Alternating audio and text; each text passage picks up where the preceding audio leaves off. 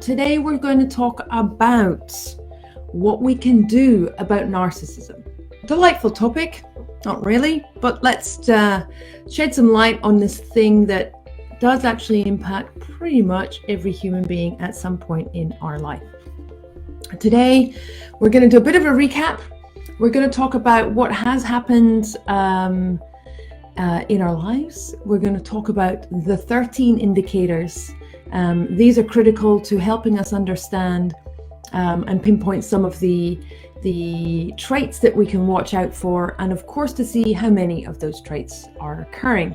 Because it's in our lives, whether we like it or not. There are people out there who impact and sometimes upset our day. Now, I want to be clear. We are all narcissists. I said this last week, but the trait of narcissism, in a general rule, there's a scale. Okay, so low-level narcissists are the term that's been created is doormat. So those who really undervalue themselves are low-level narcissists, and those who really value themselves to the point of manipulation and worse actually have a clinical condition. So they're on the high end of the spectrum. What I'm talking about today is the mid-level, so and a little bit of the lower level. The clinical is not my domain at all. I mention it so that you understand narcissism is a spectrum. So why do I talk about narcissism? I'm a life coach, and in my years of coaching, I did the stats a couple of weeks ago in preparation for this discussion here. So the amount of people, the amount of my clients that have been involved and are resolving issues from narcissism in their life. Now, let me just frame this up in the intimate relationship spectrum, but of course, narcissists can infiltrate any part of our life. I have had narcissists, quite yucky ones, in my professional life, particularly in that corporate space. So just be aware that whilst I might use the term of love and intimate relationships, this can apply to anyone, and I'm pretty sure that lots of us have a family member who is also a narcissist. So let's just keep the context of who these people can be, and they can be women as well. I actually know one right now. She's in my life and I have to deal with that. So yes, the stats I found, 68% of my clients have had at least one, if not multiple narcissists. Quite often it's a parent. My father was a complete moving up the spectrum narcissist. A bit of a recap of what I've talked about the last few weeks. They blame others. They usually have a statement that's something like, Bob did this, therefore that made me angry, and this is the result. So it's Bob's fault. No, you're the one who had the angry outburst. You're the one who can't control yourself. But they will blame someone else. They have to be right. Classic narcissist is somebody who won't listen to another opinion of somebody else, that their opinion is first and last. We all know those people. They are self-centered around their wants and they push their agenda. So it can be as simple as just not being flexible or negotiable on where you're going to eat dinner. It happens. It's an indicator. We're not talking about somebody who really, really wants and craves something and is declaring that. It's the undeclared agendas. It's the ones where they're pushing what they want the outcome to be. So just watch out for it. Very egotistical and lacking self-accountability. They can't see their flaws, unfortunately. They are controlling. They, particularly in the intimate relationships, they want to control the people you have around you in order to control the whole dynamic. My first boyfriend was a narcissist. He isolated me, made my parents wrong, my mom wrong, found fault with her, found reason why I should be friends with anybody in my employment. So there are many ways that they isolate, particularly in the romantic relationships, and they do create sabotage and situations where we're left apologizing for their behaviors. That's always fun, isn't it? A client quote she gave me after we did some coaching says, "I didn't know I was being controlled until a crisis point made me question myself and our relationship." So it's very subtle and covert. We don't know it's happening. We don't see the warning signs, or we don't want to believe the warning signs that are happening. Slowly things are escalating, just chipping away. The signs are there, but things improve, and then a different trait comes through. And we're like, oh, well, this is different. This is why I'm sharing all of the indicators, so you can get the whole spectrum of issues to be watching for once there's been, I would say, 3 incidences or occasions. Now, in the workplace, it can be very difficult to bring a case to HR. I worked in HR. I have been part of teams to do investigations against staff, and it can come across as petty. It can come across as, well, you just don't like this person. So you've got to be very clear with and document the incidences. So you definitely must journal the dates, the observers who were there present, who can be a witness if necessary, what triggered it. So what was the lead up, not just the incident that made you feel and receive poor behavior, but what was the lead up? Because those are the triggers that really can provide the evidence. So it might sound petty, it might sound a waste of time, but if you have the inclination that things are getting worse, and it can definitely be female to female, then take notes, because you've got your evidence to take to whomever. If it's a superior, if it's a boss, it is that much more difficult to kind of deal with. At the end of the day, you might be moved out of a position. So you've got to be very clear on what the issues are. And sometimes there's more than one complaint.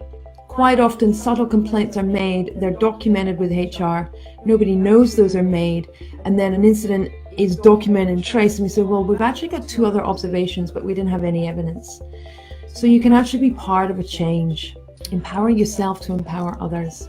So what can you do? Like I say, watch out for the flags and look for, I would say, at least 3 indicators on 3 occasions. That's when you're starting to see a trend.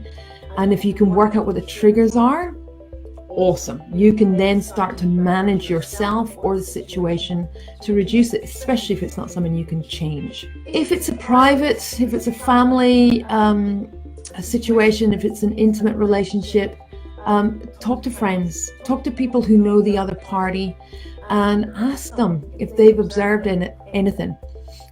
When I had to deal with a narcissist in my friendship circle at the beginning of the year, when we started talking about it to others, oh my God, there was all these pieces of the puzzle that then produced pretty much every item was ticked off on my indicator list. And I'm like, oh wow, I only saw a couple of traits. Those people around us got exposed to other traits, and between us all, the picture was way bigger and a little bit more concerning. Your job is to protect yourself. Your job is to look after your own happiness. Start backing yourself and disclosing to people that you trust with your concerns.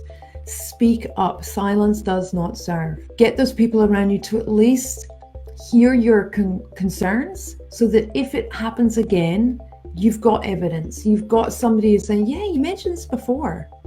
Now, we're not talking about tittle-tattling and whinging and certainly not bad-mouthing your partner, but if you have concerns, you must raise them, because it gets harder to talk about it the longer time passes. So what are the indicators? They will go, this is a great one, they will go out of their way to leave a great impression. And this is called character referencing. This is where people think they're charming and suave and have magnetism in the unhealthy way. And people go, nah, he's a great person, she's awesome. And yet there's something about that charm that's just a little bit smarmy. It's a little bit self-centered. That's a great indicator. As we've mentioned, the blame, usually when it just doesn't suit them, they can be very judgmental about others and quite often observe things in others that they will comment and criticize, and yet display the same behaviors themselves. That's usually a very strong indicator. They can't see their behaviors. Fun. Number 4, they aren't able to see somebody else's perspective or view. It's always about how they feel and what they think of the world. 5, they constantly talk about their past wins and how things were awesome in a previous situation, yet you're not actually able to verify or prove that that was true. So watch out for those claims and those grandiose pictures that they're painting of how things used to be until something went wrong that was somebody else's fault or outside of their control. Now that happens. We all have these aspects in our life. That's called living. But it's this constant, there's an external reason for why things are not going my way. There's a big lack of self-accountability. Number 6, they really don't like having their ideas cross-examined or ridiculed. They don't handle constructive conversations and dialogue very well. They will command the attention and control of a conversation, especially if it's a strong, heated viewpoint. They don't like being challenged. They will publicly ridicule you, and particularly one person. You will see it quite frequently, and they will make that person's views wrong, talk over them, and when that's publicly, it's a big indicator things are escalating. It's not just in private, behind closed doors, in the safety of the person's office where you're being reprimanded. When it becomes more public, it's actually escalating. They hold grudges, really big grudges, and they store it up and they use it to prove any evidence and provide their arguments for a case that they're putting forward. They have a way, this is an awesome trait, they have a way of turning a lie that you discover about them as a necessity. One client discovered that her husband was gambling and put it down to her. She was causing him to be so frustrated. His only way to release his tension and frustration was to go and gamble. This is definitely moving up the more concerning and into the clinical, where you are being talked to as if you're owned. A very concerning trait where you're a possession, you have no control, you're an object, and that again can happen in the professional environment. Again, that little accountability of anything in any regard that you're picking up on them. One of the more self-centered traits is if you're talking about an issue in your life. So I've got a pretty decent spider bite in my life at the moment. If I had crossed paths with a particular narcissist I have to engage with, I know the conversation would somehow be turned around to how awful it was when they had some sort of similar incident. Always about them. They stop asking how you are, even though they might start the conversation with, "Oh, I see you've been bitten." And then they actually don't have any concern or care about you. They change the subject back to themselves. They will be critical of others and convince why these people should not be in your life. Again, in the professional dynamic, you shouldn't be friends with some people. Whenever there's a shouldn't involved in a discussion, you must. That's a warning sign. Okay. If you think that many of these traits are being ticked off with somebody that you're thinking of, I would definitely be concerned if there's more than 5. The severity, frequency, and number, this person may need clinical support. It's not something, they can't even diagnose it yet. There aren't any known proper solutions to it. There's a number of different ways they approach the condition. But the biggest problem is narcissists don't realize that they have an issue and resist. Classic going round in circles. There is something wrong with them. There's a website I would like you to check out if domestic violence, domestic abuse, and the different types of abuse that can suffer, particularly at the hands of narcissists. Financial abuse, isolation abuse, not just emotional and physical. So there's different types of abuse that can happen. So New Hope for Women has a great diagram. Google it, New Hope for Women wheel, and it talks about that spectrum of DV. Now, I do offer 30-minute breakthrough calls to help people who are going through this stuff. It may simply be, I can't help you if it's really extreme. You need to go and see a medical practitioner or a psychiatrist. But just knowing that sometimes can be a very relieving perspective if you're comfortable with that. Hope you have an amazing day and amazing week until then. Bye.